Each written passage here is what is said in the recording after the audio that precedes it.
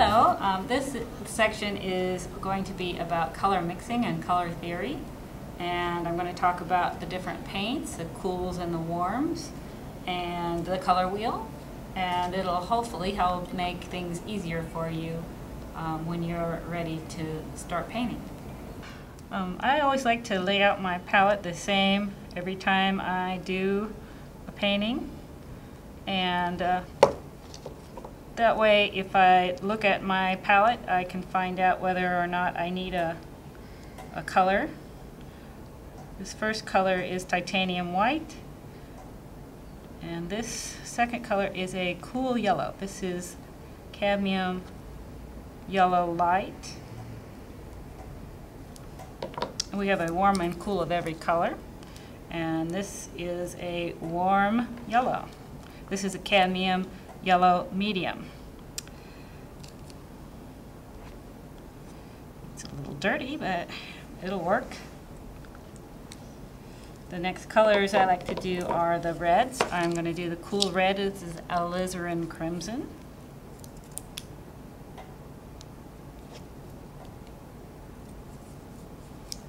And our warm red is cadmium red medium. It's almost an orange. Our cool blue, our blues are almost very similar to each other. Our cool blue is the Prussian blue, and if you like phthalo blue, you can use the Prussian and phthalo interchangeably. They're very close to each other. And the warm blue is the ultramarine blue. And you might think that these two blues look a lot alike, and they do until you kind of smooth them out and make them,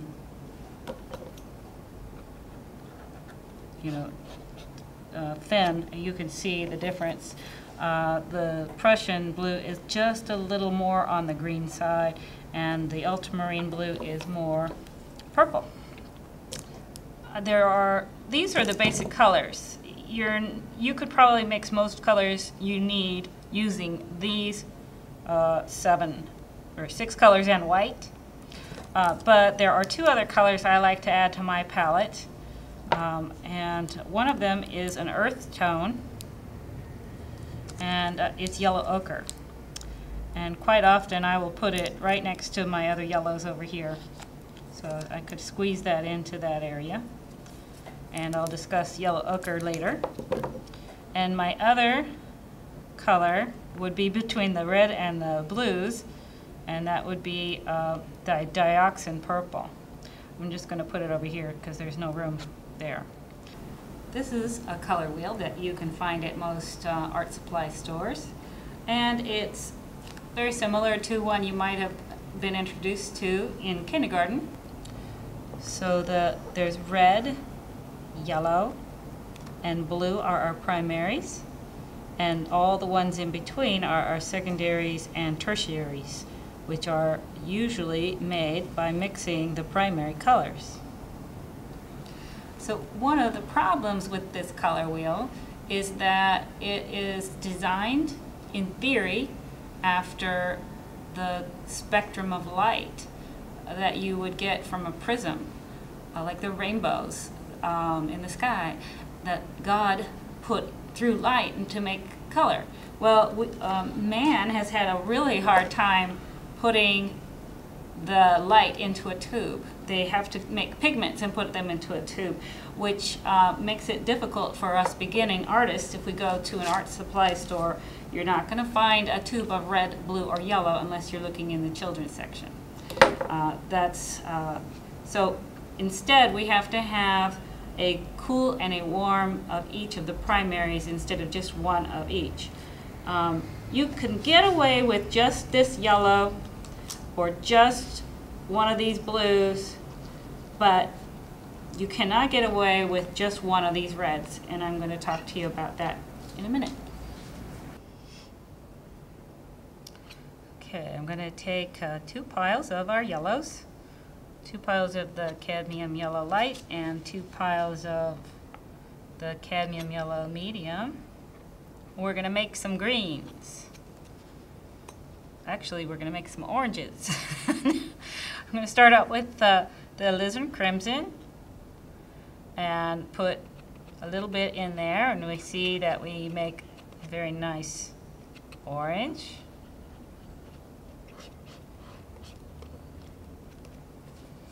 And if you do the same thing with the other yellow with the same red, you'll find, ooh, a nice deep dark orange. And it really depends on how much you put in and how orange your orange is. But they both are very beautiful and acceptable oranges. We can do the same thing with our other red, our cadmium red into the red light. And another beautiful pumpkin. And that same red into the other yellow. And again, well, that's a lot of red. I'm going to add a little bit more yellow to that one. The cadmium yellow medium. And we have a very nice orange there. So as you can see, all of those are very acceptable, lovely oranges. And I'm going to put those off to the side. Wasn't too hard to make oranges. Most of those are very similar. And you notice I'm cleaning my palette knife off between each color so that I don't contaminate my colors. All right, so that's pretty easy. Let's try that with our greens. Do the same thing with the two different yellows, and we'll add a little bit of our Prussian blue to the cadmium yellow light. And we get a very lovely green. And the more you put in, you don't need that much. The more you put in, the darker it gets. You can make it as light or as dark as you want. Other variations could be had by adding white to make different kinds of greens.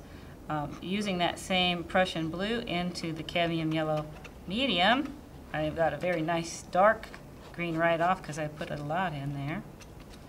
Let's add some more of that yellow. And you'll see that there's a very big difference between the two greens because this was a very warm yellow, it made a very olive green. And the reason for that is there's a little bit of red in there. A little bit about complementary colors. Red and green are opposites of each other on the color wheel. And so opposite of yellow is purple, and the opposite of blue is orange.